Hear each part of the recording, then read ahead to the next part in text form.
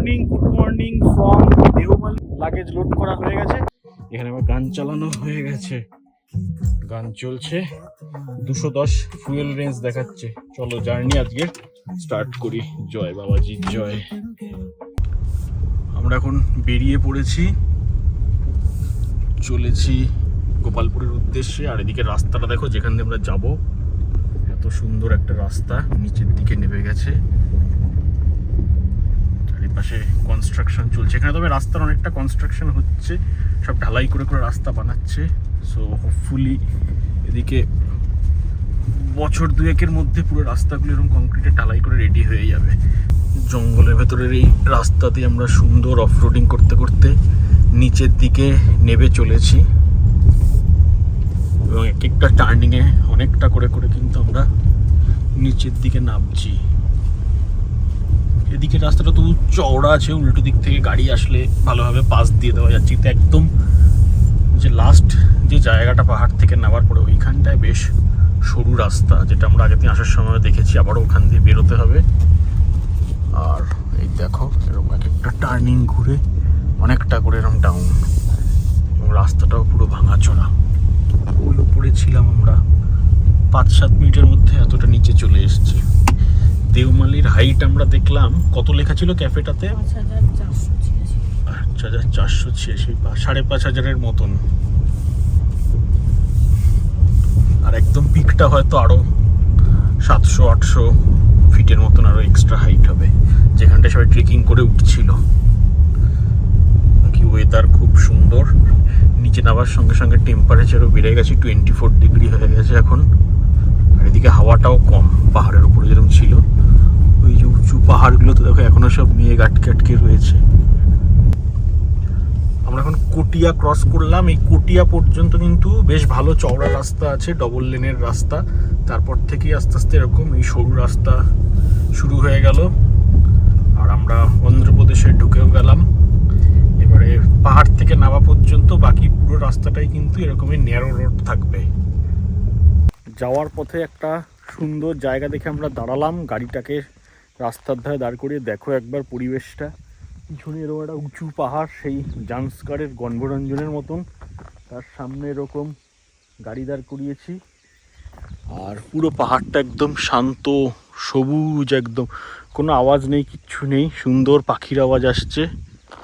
দেখো শুধু পরিবেশটা, আর এরকম কালো রাস্তা মাঝখান দিয়ে, দারুণ। এইখানে দেখো পাহাড়ের গা দিয়ে দিয়ে সব কিরম গাছগুলো ছিল, কিন্তু সব মনে হয় ঝরে ঝরে পড়ে গেছে, শুধু গুঁড়িগুলো বেরিয়েছে। তারপরে এই দিকের পাহাড়টাতে আবার গাছগুলো পুরো রয়েছে। আর এখান থেকে একদম সুন্দর নিচের দিয়ে একটা ভ্যালি দেখা যাচ্ছে। ওই নিচে ছোট ছোট ঘর বাড়ি রয়েছে, গ্রাম রয়েছে। ওই দিকেই আস্তে আস্তে নামতে নামতে আমরা যাব। ওই যে নিচের দিকে যে রাস্তাটা দেখা যাচ্ছে, এই রাস্তাগুলো দিয়ে আমাদের নিচের দিকে নেমে যেতে হবে। এখানে এরা গাড়িতে উঠে হর্ন দিচ্ছে। তো চলো সামনের দিকে আবার এগোই, এই পাহাড়কে বিদায় জানিয়ে। সালুর ক্রস করে আমরা বেরিয়ে চলে এসেছি। এসে আমরা এই স্টেট হাইওয়েতে উঠে গেছি। এবার এই স্টেট হাইওয়েটা ধরেই আমরা কন্টিনিউ করব। এটা দিয়ে গিয়ে সোজা শ্রীকাকুলামে গিয়ে আমরা কিন্তু ন্যাশনাল হাইওয়েতে উঠবো, এবং সেখান থেকে বাদিক যাব। বাদিক গিয়ে আমরা আজকের ডেস্টিনেশন গোপালপুরে পৌঁছাবো। ওই শ্রীকাকুলাম থেকে ডান দিক চলে গেলে হচ্ছে ভাইজ্যাক। রাস্তা অনেক জায়গাতে বোর্ড দেওয়া রয়েছে, যেখান থেকে ভাইজ্যাক 103-4 কিলোমিটারের মতন। তো ওটা শ্রীকাকুলাম থেকে ডান দিক যেতে হবে, আর আমরা শ্রীকাকুলামে উঠে ওখান থেকে বাদিকে চলে যাব গোপালপুরের দিকে। আর অন্ধ্রপ্রদেশে যেহেতু পেট্রোলের দামটা যেহেতু বেশি, তো সেই কারণের জন্য আজকে আমরা উড়িষ্যাতে ঢুকে সেখান থেকে কিন্তু ফুল ট্যাঙ্ক করে নেব। হোপফুলি তাতেই আমরা একদম বাড়ি পর্যন্ত পৌঁছে যেতে পারবো। দুবার অলরেডি আমরা ফুল ট্যাঙ্ক করেছি, আর আজকে আরেকবার করলে আমরা টোটাল 3 বারের ফুল ট্যাঙ্কে কিন্তু বাড়ি পর্যন্ত চলে যেতে পারবো। তো সামনে এখান থেকে আমরা এবার উঠবো NH-16-এ। এই যে বাদিকে শ্রীকাকুলাম লেখা, ওপর দিয়ে NH-16-এর রাস্তা চলে গেছে। আমরা আসার দিনও ওই পাশ দিয়ে নেবে এই ব্রিজের তলা দিয়ে এসেছিলাম। আজকে আমরা ব্রিজের তলা দিয়ে না গিয়ে এখান থেকে বাদিক নেব। আর ভাইজ্যাকের দিকে যেতে গেলে ব্রিজের তলা দিয়ে ওপারে গিয়ে ডান দিকটায় নিতে হবে। তো এখন আমরা এখান থেকে এরকম বাদিক ঘুরে যাব, গিয়ে ওপরের NH-16-এ মিট করব। এখান থেকে আর 182 কিলোমিটার আমাদের যেতে হবে।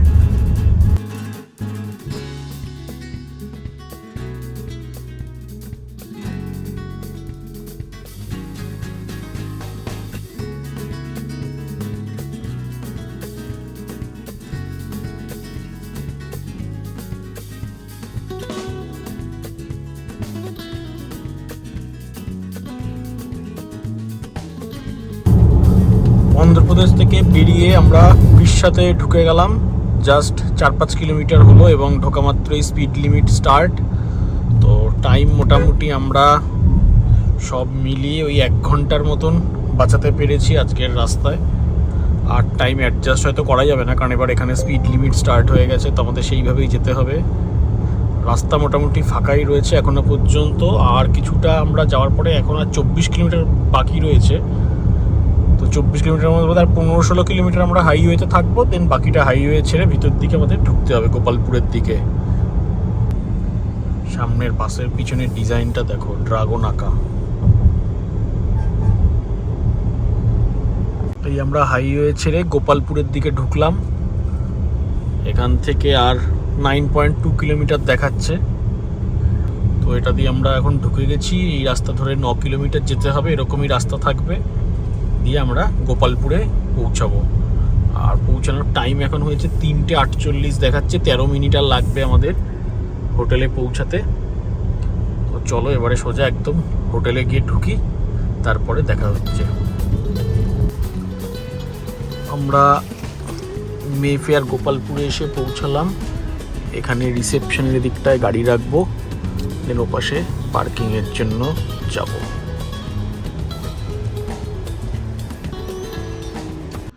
আচ্ছা, তোমাদের রুম ট্যুরটা দেখিয়ে দিই। 221 ফার্স্ট ফ্লোরে প্রথমে ঢুকে এরকম বিরাট বড় রুম।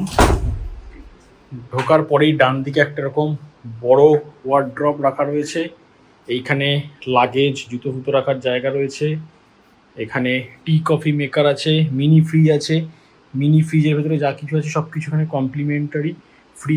অন্যান্য জায়গায় যেটা থাকে না। এখানেও গ্লাস ক্লাস রাখার জায়গা, এদিকে একটা বড় মিরর আছে সাজগোজ করার জন্য। এখানে একটা বিশাল বড় বাথরুম। বাথরুমটার সাইজটা দেখো, একদম নিট অ্যান্ড ক্লিন, ঝকঝকে বিরাট বাথরুম। বাথরুমে আবার এবং ফ্যান দেওয়া আছে সুন্দর।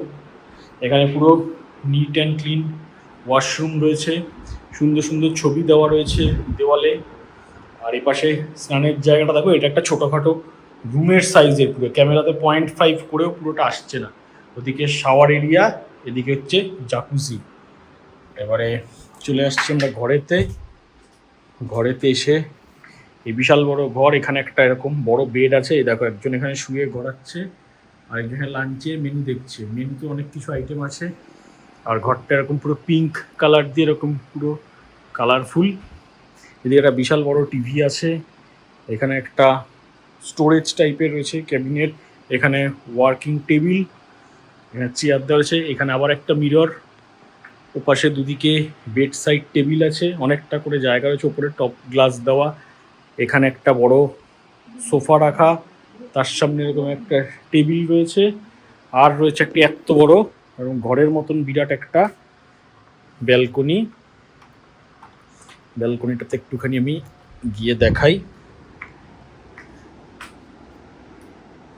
এই যে ব্যালকনিতে, এখানে আবার দুটো চেয়ার দিয়েছে জামা কাপড় শুকানোর জন্য, এখানে একটা দিয়েছে। ব্যালকনিতেও দেখো একটা ফ্যান দেওয়া আছে, আর এখানে একটা সোফা দেওয়া। আর ব্যালকনির থেকে সামনেটাতে পুরো এরকম ভিউ রয়েছে, পুরো সমুদ্র দেখা যাচ্ছে। এটা ওদের ওশিয়ান ভিউ রুম। এর ট্যারিফ পড়েছে 14,000 মতন পার নাইট। আর সামনে ওদের এখানে একটা প্রাইভেট বিচ রয়েছে গার্ডেনের ঠিক পরেই। এখানে দেখো চেয়ার টেবিল রাখা রয়েছে, এবং এখানে সন্ধ্যাবেলায় হাই টি সার্ভ করা হয়, মানে ওই ইভিনিংয়ের টাইমটাতে। তো আমাদের এই রুমের ক্ষেত্রে ওটা কমপ্লিমেন্টারি রয়েছে, ব্রেকফাস্ট কমপ্লিমেন্টারি রয়েছে। তো বিকেলবেলা আমরা ওখানে যাব। আর এখান থেকে এরকম সমুদ্রের ভিউটাকে পুরো সুন্দর এনজয় করা যাবে, একদম বিচের ওপরে হোটেলটা। Good morning from Gopalpur Mayfair resort. পিছনে এরকম সমুদ্র। আর কালকে আমরা এসে সন্ধ্যাবেলায় খাওয়া দাওয়া করে, তারপরে একটু অফিসের কাজ বাজ ছিল সেগুলো করে, রাত্রে ডিনার করে শুয়ে ঘুমিয়ে পড়েছিলাম। আজকে সকালে এখন যাবো ব্রেকফাস্ট করতে, ব্রেকফাস্ট করে নিয়ে তারপরে তোমাদেরকে পুরো হোটেলটা ঘুরিয়ে দেখাচ্ছি। দারুণ একটা হোটেল, সামনে এরকম ভিউ, যদি এখানে সাউন্ড আসছে ঘাস কাটার মেশিন থেকে। এই হচ্ছে সামনের ভিউ। চলো গিয়ে পুরো হোটেলটা ফার্স্টে ব্রেকফাস্টে যাই, ব্রেকফাস্ট করে রেস্টুরেন্টটা বিরাট বড়, ব্রেকফাস্ট করে সেখান থেকে বাকি সব তোমাদেরকে ঘুরিয়ে দেখাচ্ছি আজকে। আমাদের ব্রেকফাস্ট চলে এসেছে আর এখানে ব্রেকফাস্টের আইটেমটা দেখো, পুরো 3 জনের আইটেমে এখানে পুরো টেবিল ভর্তি হয়ে গেছে, প্রচুর কিছু রয়েছে ব্রেকফাস্টে। এদিকে একটা পুরো ফুড কাউন্টার, এই যে এত বড়, তার সঙ্গে আবার এপাশ দিয়ে কিন্তু পুরো ফুল কাউন্টার রয়েছে, প্রচুর কিছু খাবার দাবার রয়েছে। আমরা 30-40% খাবার নিয়েছি, তাতেই দেখো পুরো টেবিল ভর্তি। আর রেস্টুরেন্টটাও কিন্তু বেশ সুন্দর। এই হচ্ছে পুরো রেস্টুরেন্টটা। আফটার ব্রেকফাস্ট একবার আমি ভালো করে পুরো জায়গাটা ঘুরে দেখাচ্ছি। আর এখানে ব্রেকফাস্ট শুরু হয়ে গেছে, ম্যাগি দিয়ে ব্রেকফাস্ট। আর তো চলো ব্রেকফাস্টের পরে তোমাদের একটু পুরো হোটেলের ট্যুরটা দিই। এখন যেটাতে রয়েছি এটা হচ্ছে উইং 2 আর আমরা আছি উইং 1-এ।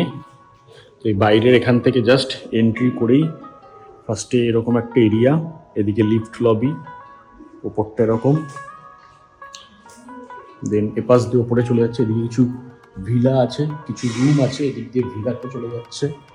আমরা এগিয়ে যাচ্ছি, সামনে এইখানে একটা দরজা, এরকম দরজার পাশে একটা বড় ব্যাংকোয়েট, এদিক দিকে এ পাশেও বেশ কিছু রুম আছে। আর আমরা এদিকে যাব, এদিকে আমরা রেস্টুরেন্টে গেছিলাম, দেওয়ালগুলোতে খুব সুন্দর সুন্দর ছবি দেওয়া সব জায়গায়। দেখো চারিদিকটা কিন্তু খুব সুন্দর করে এরকম ডেকোরেশন করা, প্রচুর ছবি দেওয়া।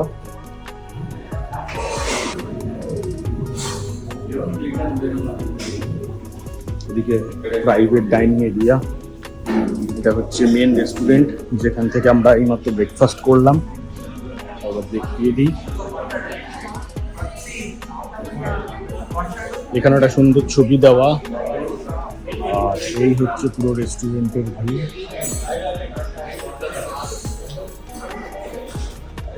রেস্টুরেন্টের এখন যেহেতু ব্রেকফাস্ট টাইম 10:30টায় শেষ, সেই জন্য আস্তে আস্তে আলো বন্ধ করে দেওয়া হচ্ছে।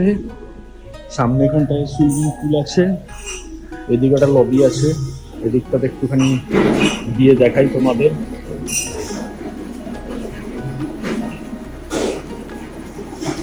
এখানে বাইরে একটা প্যান এশিয়ান কিচেন,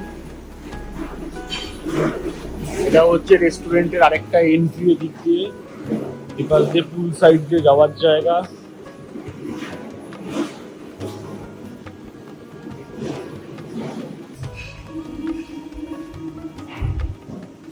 এপাশে আরো একটা রেস্টুরেন্ট আছে, প্যান এশিয়ান রেস্টুরেন্ট এটা। তো এদিকটার থেকে আমরা ঘুরে আসলাম, এসে এই পাশটা দেখো, এখানে একটা সুন্দর ডেকোরেশন করা, দুটো বসার জায়গা, এখানে ওরা বসে ছবি টবি তুলেছে।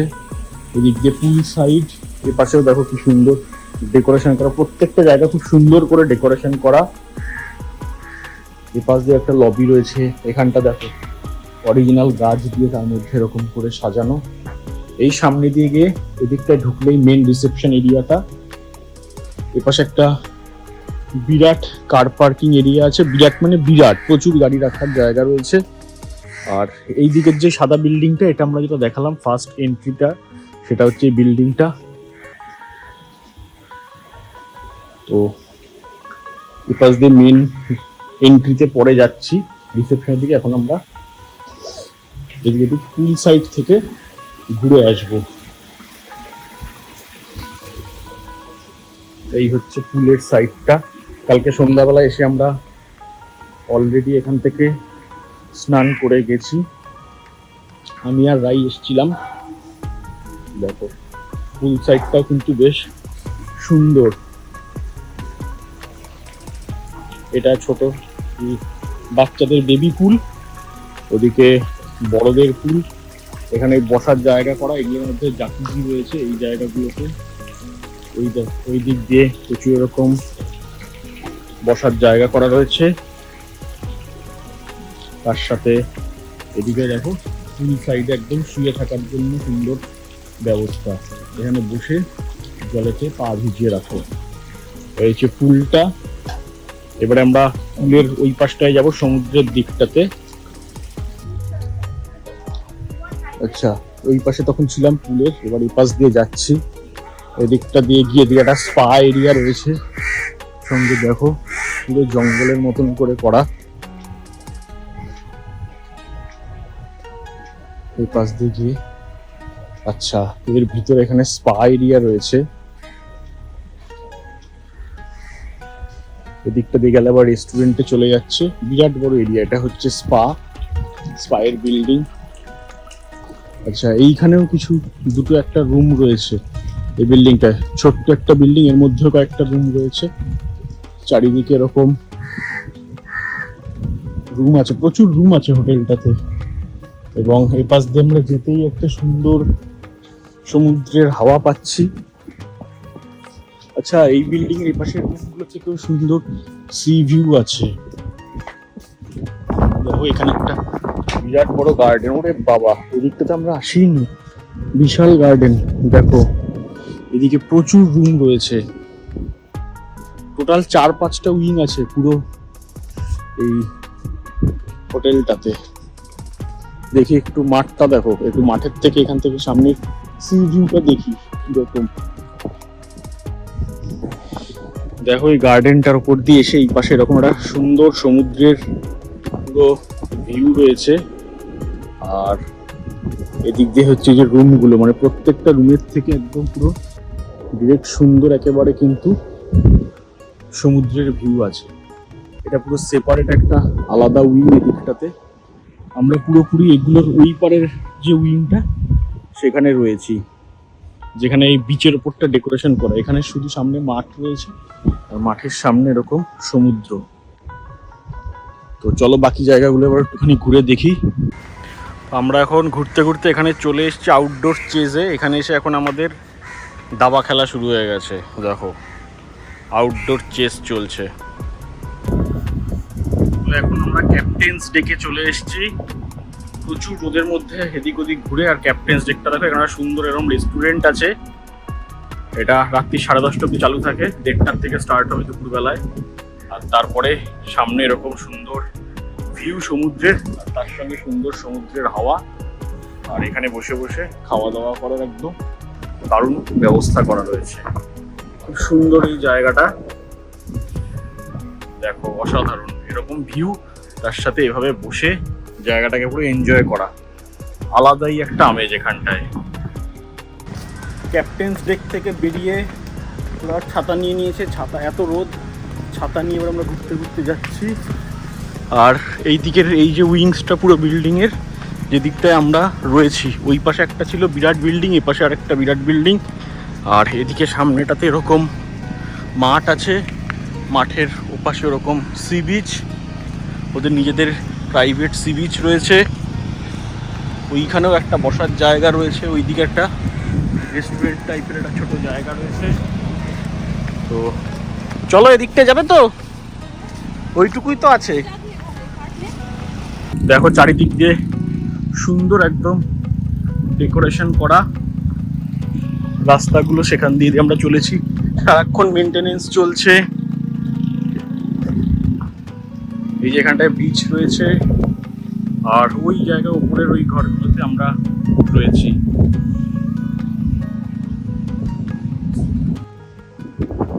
এখানে বলছে যে কিরকম ওয়েদারের ক্ষেত্রে কোকোনাট কিরকম হয়।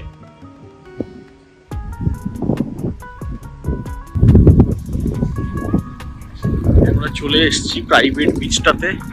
এখানে বসার জায়গা, এখানেই সন্ধ্যাবেলা থেকে টি কফি দেয়। কালকে আমরা আসিনি, আমাদের এটা কমপ্লিমেন্টারি ফ্রি রয়েছে। তো আজকে আসবো এই জায়গাটাতে টি কফির জন্য। এই যে দেখো, এখান দিয়ে আমরা বেরিয়ে চলে আসলাম সোজা বিচে। এখানে দুটো দোলনা করা রয়েছে আবার মেফেয়ারের তরফ থেকে। দোলনায় বসে বসে ভাবে সুন্দর পুরো সমুদ্র দেখা যাবে। ফাঁকা সমুদ্র, দেখো লোকজন নেই, কেউ নেই, একদম ফাঁকা সমুদ্র।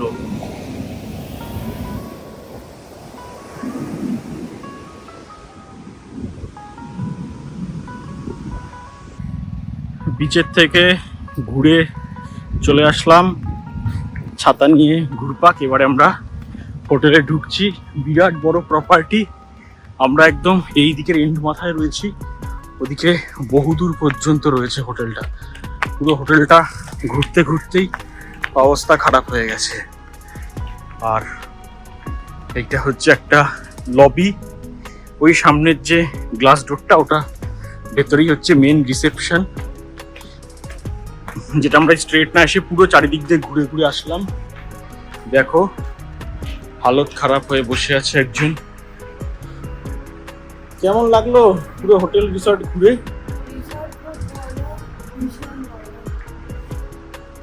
আরেক রাউন্ড হবে পুরো রিসর্টটা?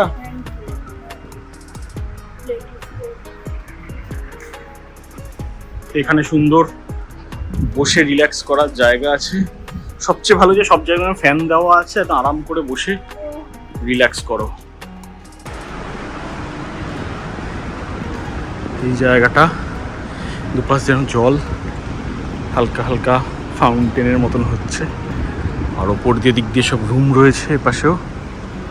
আর ভিতরে ঢুকে এই ডান দিকটা দিয়ে চলে গেলে আমাদের রুম, আর বাঁ দিক দিয়ে আমরা গেছিলাম যে রেস্টুরেন্টের দিকে, সেখানে অনেকগুলো দোকান আছে, লাইব্রেরি আছে, খেলাধুলার জায়গা আছে। এই যে এইদিকে সোজা পুলটা, দেন রাইট সাইডে হচ্ছে রেস্টুরেন্ট। এই আমরা ঢুকলাম রিসেপশন এরিয়াতে। এখানেও প্রচুর ছবি দেওয়া, হিস্টোরিক্যাল গোপালপুরের সব ডিটেলস। আর এখানে ফেমাস কারা কারা এসেছিল তাদের ছবি। এদিকে আছে লাইট হাউস বার। এটা হচ্ছে পুরো রিসেপশন এরিয়া। এই দেখো, কালকে এখানে আমাদের চেক ইন হয়েছে। এদিকে ওয়েটিং এরিয়া আছে, আর এ পাশে হচ্ছে কিডস প্লে জোন।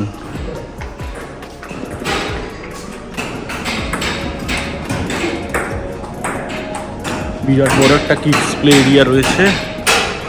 বিলিয়ার্ড আছে, টেবিল টেনিস আছে, সকার আছে, ক্যারাম আছে, ওদিকে চেস আছে, সাপ লুডো রয়েছে। এদিকে বক্স অফিস আছে, এখানে মুভি দেখা যায়, কালকে আমাদের বলেছিল। এখানে যারা খেলবে না তারা বসে ওয়েট করবে। এখানেও মানে গেম জোনে, সেখানেও টয়লেট ওয়াশরুম রয়েছে। আর এখানটাতে আছে হচ্ছে একেবারে ছোট বাচ্চাদের জন্য কিডস এরিয়া।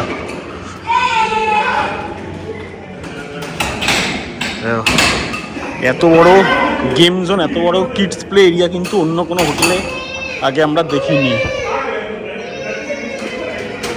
বিরাট বড়।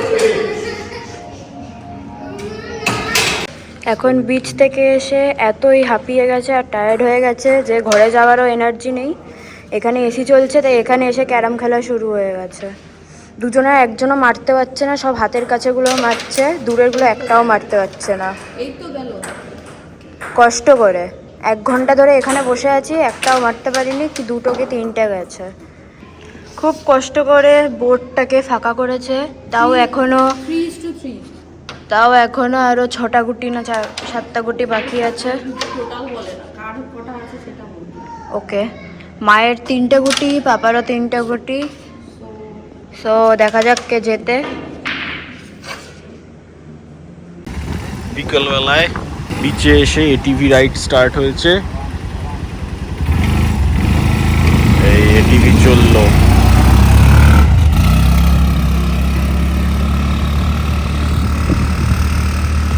এটিভি রাইড স্টার্ট হয়েছে। এখানে দুজনের জন্য 700 টাকা করে নিচ্ছে এটিভি রাইডের জন্য। আর এই যে চলেছে। আর আমি লোকেশনটাও দেখিয়ে দিই, একদম এই গেট দিয়ে জাস্ট বাইরে বেরিয়েই কিন্তু এখান থেকে পাওয়া যাবে এটিভি। ওইদিকে একটা সামনে কোথায় উডেন ব্রিজ আছে, বললো ওই পর্যন্ত যাবে। বিকেলের টাইমে কিন্তু দেখো এখন বেশ প্রচুর লোকজন আছে বিচেতে। দুপুরবেলা একদম ফাঁকা ছিল। এখানে এই যে লাইট হাউসের ওপরেও প্রচুর লোকজন উঠেছে এখান থেকে ভিউ দেখার জন্য। আর এই হচ্ছে সামনে এটা ফোর্টটা। দেন এখান কিন্তু বেশ কিছু লোকজন আছে, পুলিশের পাহারা আছে। ওই দিকেও কিন্তু অনেক লোকজন রয়েছে।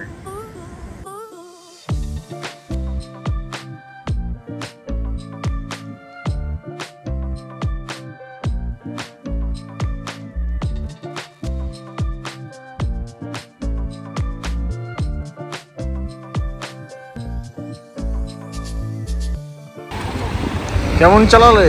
দারুণ। কিছুটা দিয়ে গিয়ে না বালিটা এরকম ডিপ হয়ে গেছে তো হাতটা হয়ে যাচ্ছে, কেঁপে কেঁপে যাচ্ছে। অ্যাট লাস্ট জলে নেবে ফটোশ্যুট স্টার্ট হয়েছে, প্রচুর ছবি চাপা তোলা হচ্ছে এখন জলেতে নেবে। এই যে দেখো দুজন জলে নেবে ছবি তুলছে, আমি অলরেডি বেশ কিছু ছবি তুলে ফেলেছি, এবারে নিজেদের মধ্যে সেলফি তোলা চলছে।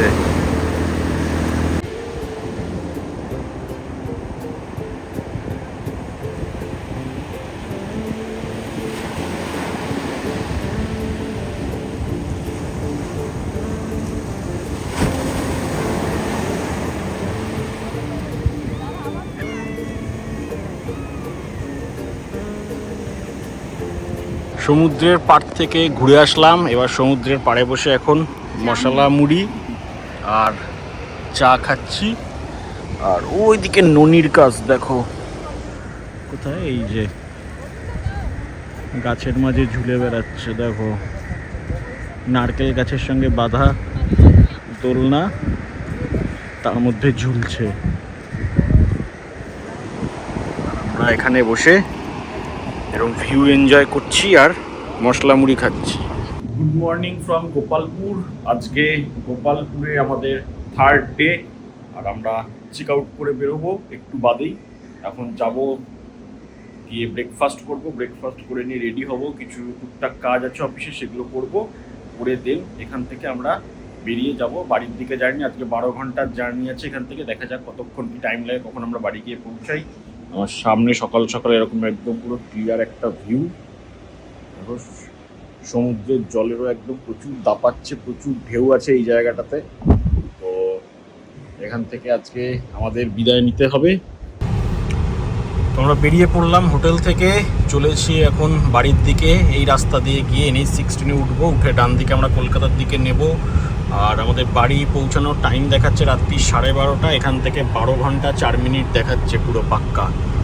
আর এখানে কিন্তু ওয়েদার ভীষণ গরম, 33 ডিগ্রি দেখাচ্ছে, বাট প্রচুর হিউমিডিটি, যার জন্য প্রচণ্ড গরম লাগছে। গাড়ি একদম পুরো গরম হয়েছিল পার্কিংয়েতে রোদের মধ্যে। তো যাই হোক, এখন খানিকক্ষণ চলার পরে এসি চলে একটু আরাম হয়েছে।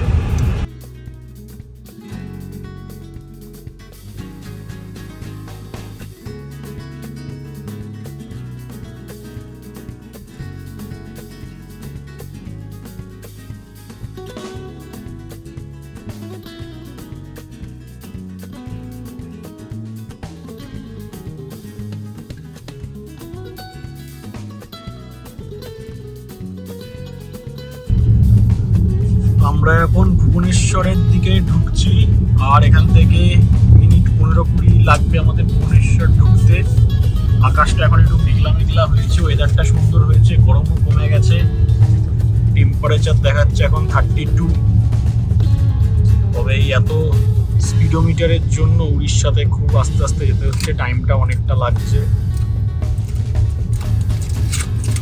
বাকি রোড কন্ডিশন তো ভীষণ ভালো, আর ওয়েদারটা এখন এরকম হয়ে যাওয়াতে আরো বেশ ভালো লাগছে, ড্রাইভটা এনজয় হচ্ছে ভালো।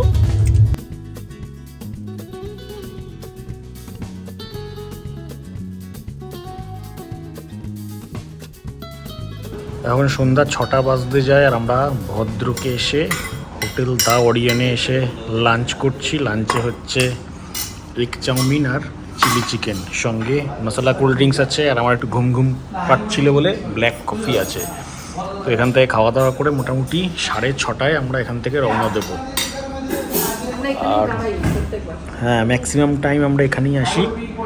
হোটেল ওরিয়ন, এটা একদম ভদ্রক সিটির কাছে। এ দেখো বেশ ভালো পরিষ্কার পরিচ্ছন্ন, একদম এই সামনে বাইরে হাইওয়ে, একদম ঠিক হাইওয়ের ওপরেই কিন্তু এই হোটেলটা। হোটেলের ফার্স্ট ফ্লোরেই রেস্টুরেন্ট আছে। ভদ্রক থেকে 6টার সময় আমরা লাঞ্চ কমপ্লিট করে বেরিয়েছি, যদিও 6:15-20-তে বেরিয়েছি, তারপর আর 20 মিনিট মতন আমরা জার্নি করে এসেছি, অলমোস্ট অন্ধকার হয়েই এসেছে। এখান থেকে আমাদের বাড়ি দেখাচ্ছে এখনও 6.5 ঘন্টার মতন, আর পৌঁছানোর টাইমটা এখন বেড়ে হয়ে গেছে 1টা 15 মতন। এখানে এগিয়ে চলবো, এখানে কিনতে পারি। রাত্রিবেলা অন্ধকারের মধ্যে প্রচুর গরু টরু এরকম চলে আসছে হঠাৎ হঠাৎ করে, এই যে দেখা যাচ্ছে না ওদেরকে আগের থেকে। তাও সাদা গরু হলে একটু লাইট করে রিফ্লেক্ট করলে বোঝা যায়, কালো গরু হলে তো আরোই বোঝা যাচ্ছে না। তো ধীরে সুস্থে দেখে শুনে একটু যেতে হবে। এই যে এখন রাস্তার ধারে ধারে অনেক জায়গায় গরু দাঁড়িয়ে আছে। আমরা ওয়েস্ট বেঙ্গল ঢুকে গেলাম। টাইম এখন রাত্রি 8:30। এখান থেকে আর 4 ঘন্টা 18 মিনিট দেখাচ্ছে আমাদের বাড়ি পৌঁছাতে। কলকাতা 190 কিলোমিটার মতন দেখালো একটা টোলেতে, আর খড়গপুর 91 কিলোমিটার মনে হয় দেখালো। তো গাড়ির এখন কিন্তু বেশ, যেহেতু সন্ধ্যার টাইম, অনেক লরি রয়েছে রাস্তায়। তার সঙ্গে যেরকম বললাম এদিকে রাস্তায় গরু থাকে, সেগুলো গরুও ঘুরে বেড়াচ্ছে রাস্তার মধ্যে প্রচুর। তো তার মধ্যে দিয়েই সেফলি দেখে শুনে যেতে হবে। আর যেহেতু সন্ধ্যাবেলা করে আমাদের লাঞ্চ করা হয়েছে, তো আর সেরকমভাবে দাঁড়ানোর কোনো ব্যাপার নেই ডিনারের জন্য। একদম সোজা বাড়ির দিকে এগোতে থাকবো। ডিনার আজকে হবে একদম বাড়ি পৌঁছে।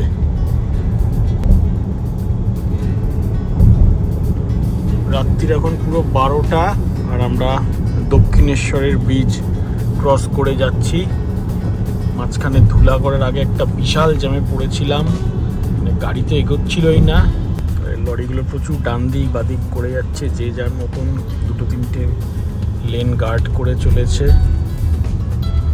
চলো এখান থেকে আর আমাদের 38 মিনিট দেখাচ্ছে বাড়ি পৌঁছাতে।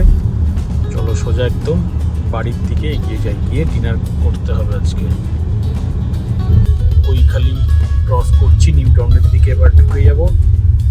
ধুলাগড়ে সেই যে জ্যামে পড়েছিলাম, তারপর থেকে কিন্তু বেশ কিছু জায়গায় ছোটোখাটো বড় জ্যামের মধ্যে পড়তে হয়েছে। লরির জ্যামেতে রাত্রিবেলাতে, কিছু জায়গায় রাস্তা খারাপের জন্য, কিছু জায়গায় অ্যাক্সিডেন্টের জন্য। তো যাই হোক, সব কিছু ওভারকাম করে চলে এসেছি। টাইম এখন 12:30, মানে একদম পুরো 12 ঘন্টাই লেগেছে আমাদের হোটেল থেকে চেক আউট করার সময় যা টাইম দেখিয়েছে, এবং সেই টাইমেই আমরা বাড়ি ঢুকতে চলেছি। তো 1890 কিলোমিটারের একটা ট্রিপ কমপ্লিট করে দেওমালি এবং গোপালপুর ঘুরে আমরা ফিরে আসলাম। ভলভোর সঙ্গে প্রথম সবথেকে বড় এটাই জার্নি ছিল, আমাদের লং জার্নি ছিল। সো চলো, এই ব্লগটা পর্যন্ত এই পর্যন্তই। আবার দেখা হবে নেক্সট কোনো একটা ব্লগে, আরেকটা কোনো নতুন রোড ট্রিপের সাথে। চলো বাই, গুড নাইট।